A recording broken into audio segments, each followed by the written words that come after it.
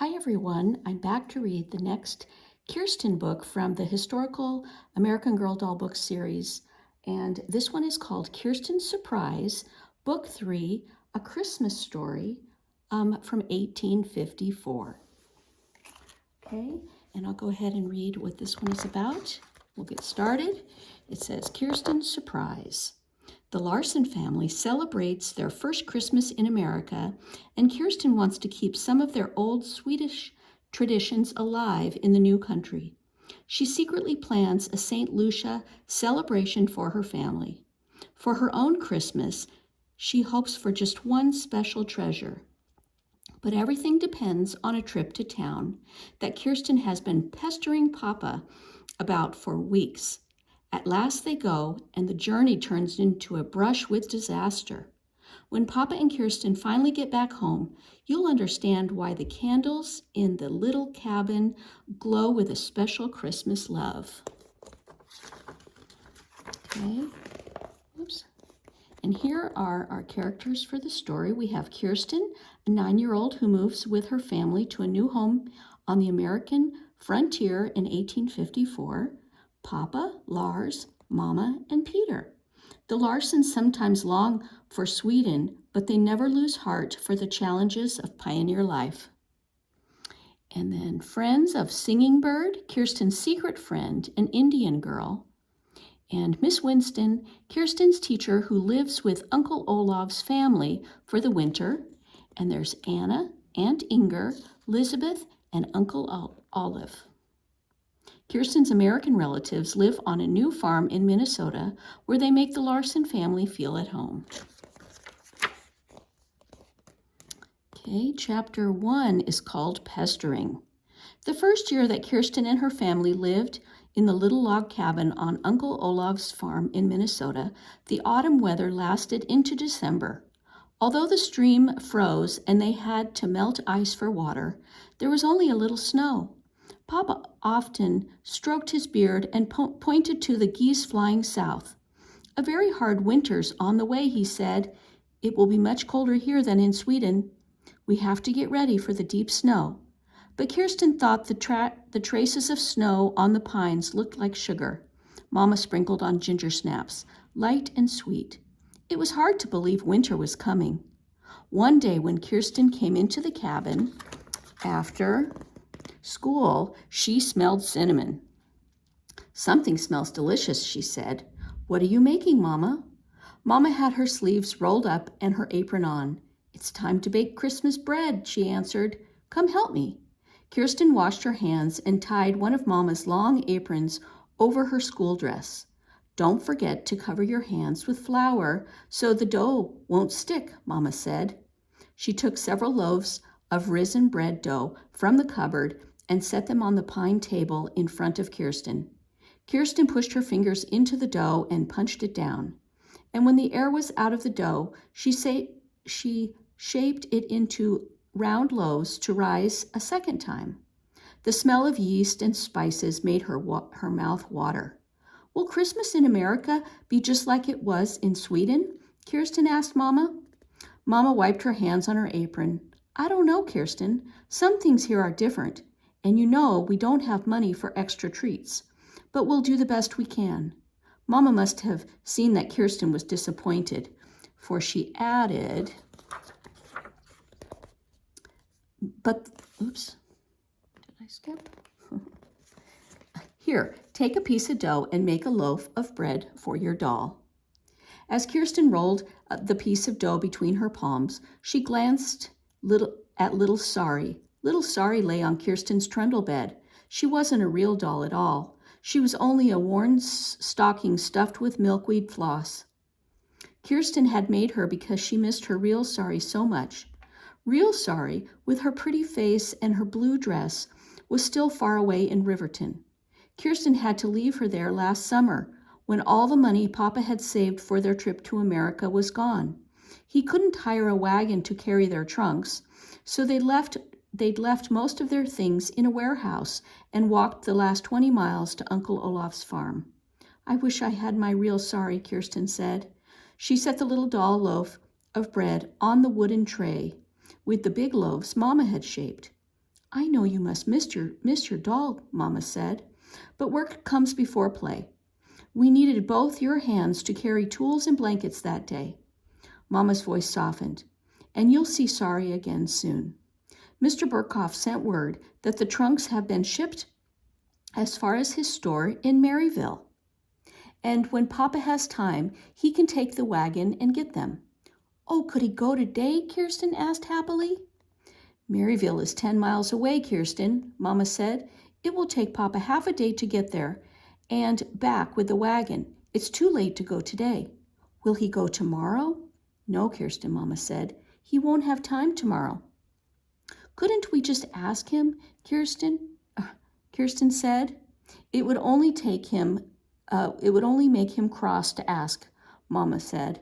Papa is too busy now. When will Papa have time? Kirsten knew she was pestering Mama, but she wanted the trunks and Sorry so badly that she couldn't help herself. Mama leaned across the table to brush flour off Kirsten's nose. You know Papa and Uncle Olaf have to get the farm ready for winter. That comes first. Be patient a little while longer, Kirsten. Well, why don't you and I take the wagon to get the trunks? You know how to drive the horse and wagon, Mama. Now Mama smiled. You're full of ideas today. But there's school for you tomorrow, and we aren't strong enough to lift those big trunks. We can get along with what we have until Papa has his work done. But don't you want the shawl that Mormor made for you and your candlesticks? Kirsten asked. She looked around the little bare cabin. We all need the heavy quilts for our warm clothes, and our warm clothes for winter. And Papa needs his hand tools, and I need Sorry. Or at least I miss her. Don't you miss your things too? Mama patted the last loaf of bread and set it on the tray. People are more important than things, Kirsten. Kirsten traced a heart shape in the flour on the table. You always say that, Mama, but things help me remember people too. When I wear my sweater from Mormor, I can picture her knitting it for me. If I could see the Christmas clothes you both wove for the rafters, I'd feel like she were here with us. Mama had the dough tray halfway into the cupboard, but now she stopped and looked closely at Kirsten. Even in the dim cabin, Mama's eyes were as blue as the cloudless sky. You're a wise girl, Kirsten. Our things can have special meanings for us. They help us remember. I feel just as you do. You do? Kirsten asked. Mama nodded. I often think of the day we finished packing the painted trunk to bring to America. Do you remember that day? I remember it was spring and there were buds on the maple tree. Mormor and your friend, Mrs. Hanson, came early in the morning and stayed all day to help us, Kirsten said. We were used to working together, Mama said softly. How carefully Mormor folded our sweaters. And Mrs. Hanson brought dried lavender to put in with our linens so they would smell sweet when we unpacked them here. Mama gazed at the window as though she could see Kirsten's grandmother and Mrs. Hanson right now. I remember how you all laughed when Peter begged to put his sled into the trunk, Kirsten said.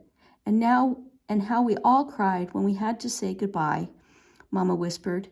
We knew we would never see each other again. Kirsten was surprised to see tears in Mama's blue eyes. She didn't know that Mama could get homesick too. Mama, are you all right? Kirsten asked. Abruptly, Mama turned the shovel and shoved the bread tray into the cupboard. Of course I'm all right. She poured coffee into the coffee pail and held it out to Kirsten. Now take this hot coffee out to the barn for Papa. He forgets to rest and warm himself unless we remind him. Let's get on with our work, Kirsten. Papa stood in the back of the wagon to fork hay into the barn. His cheeks were red from his work and from cold. He climbed down and took the coffee pail from Kirsten. Just what I need, he said as he sipped the steaming coffee. Bits of hay stuck to his work jacket and his beard.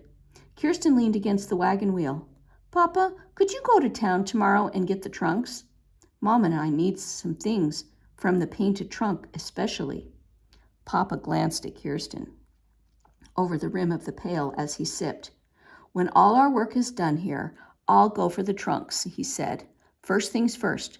Kirsten looked around at the wide fields. The farm was large, and she could see that there was still much to be done. "When will the work be finished?" she asked. "It must be done before the heavy snows come, or we won't get through the winter. Now don't pester me, Kirsten," he said gruffly. But when he handed her back the empty coffee pail, he patted her shoulder. "I'll get the trunks as soon as I have time." But Papa didn't have time. The hogs had to be butchered and the meat smoked. Papa and Uncle Olaf spent a whole week repairing fences. They put new runners on the sleigh and new shoes on the horse. In the evenings, they mended harness leathers and stuffed extra clay between the logs in the cabin walls to make the cabin warmer. They put a fence up to keep snowdrifts off the path to the barn. And when the heavy snows came, it would be too late to do these important things. Kirsten knew that when the heavy snows came, it would be too late to get the trunks, too. The drifts would block the road into Maryville, and the snow wouldn't melt until spring. She couldn't wait until spring to have Sorry back. The more Kirsten thought about the trunks, the more reasons she found for wanting them. Surely Lars wanted his skates, and Peter wanted his clay whistle, and she thought that unpacking the painted trunk would be like a visit home to Sweden for Mama. Every night when she said her prayers, she prayed that Papa would get the trunks soon. Chapter 2 is called A Crown for a Queen. Kirsten sat with Lisbeth and Anna in the cozy corner of the barn. These days it was much too cold to play in their fort under the cherry tree, so they brought their dolls inside and scooped out rooms for them in the sweet-smelling hay. The barn cats prowled around, swishing their tails, but they were too wild to be petted or put into doll dresses. Kirsten was trying to make a dress for little Sorry.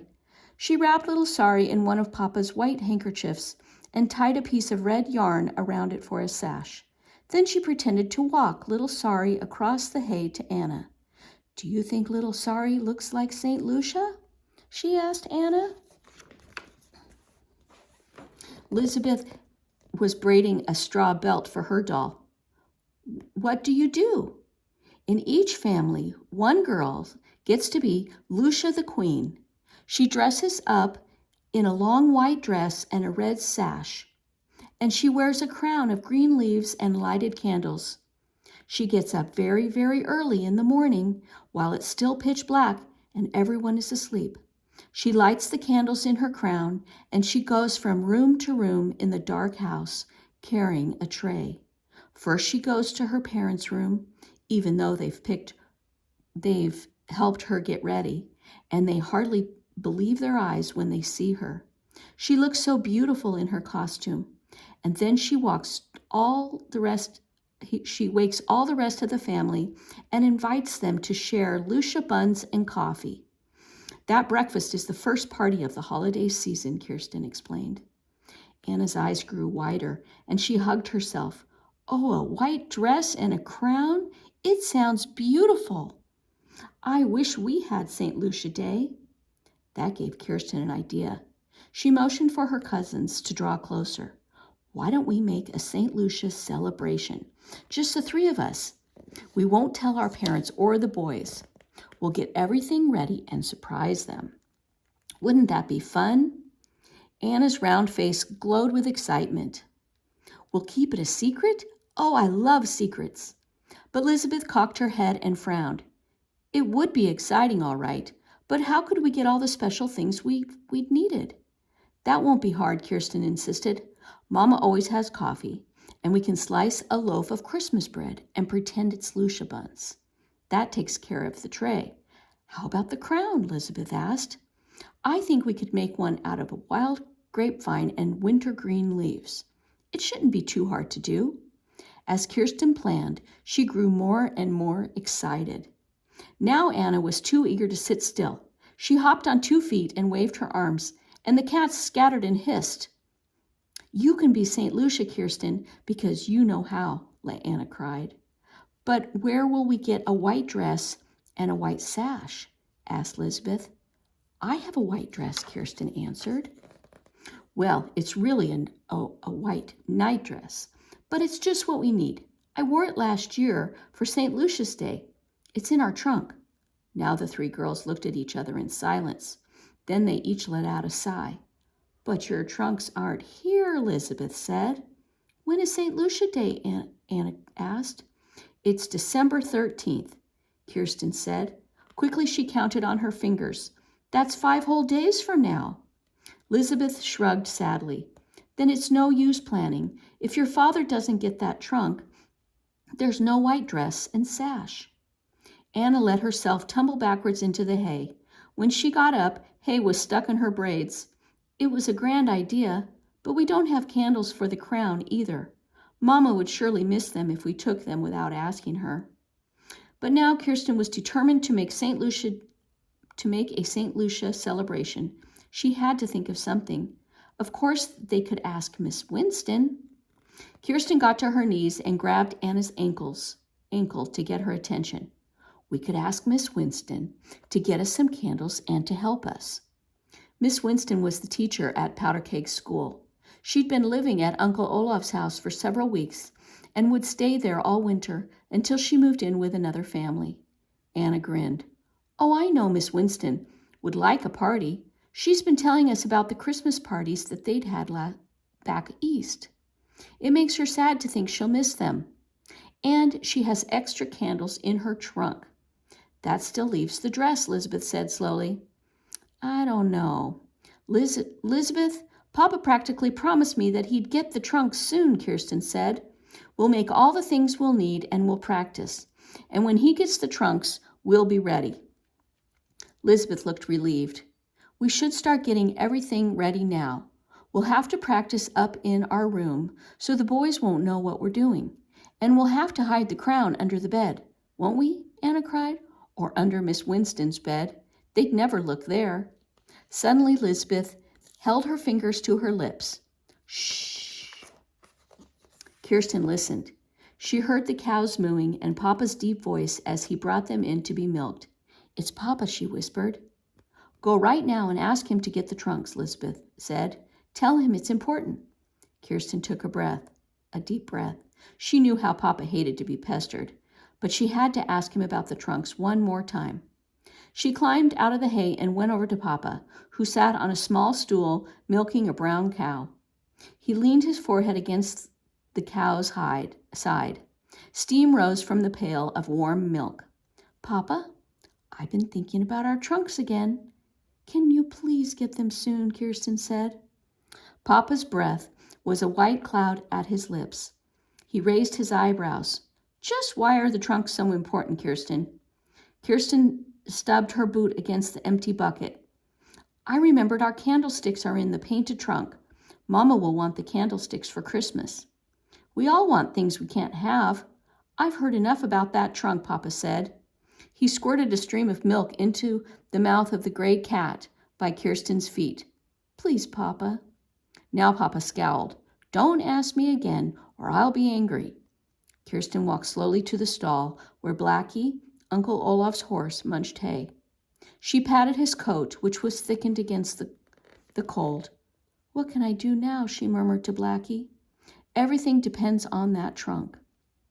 Blackie snuffled and pushed his soft nose against her hand as though she sensed she needed comfort. On the way home from school the next day, Kirsten cut a length of grapevine and Elizabeth picked wintergreen. They took them to Anna and Elizabeth's sleeping loft to work on the St. Lucia crown. Miss Winston was there. She sat on her bed to grade arithmetic tests. "Of course you may use some of my candles," she said when they asked her for them. She took 3 new candles from